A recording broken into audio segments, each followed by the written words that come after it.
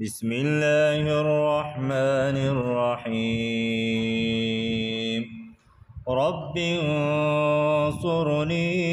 بما كذبون رب انصرني بما كذبون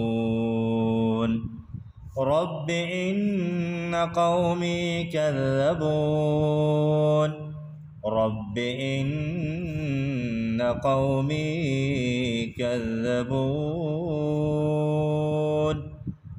فافتح بيني وبينهم فتحا فافتح بيني وبينهم فتحا ونجني ومن معي من المؤمنين ونجني ومن معي من المؤمنين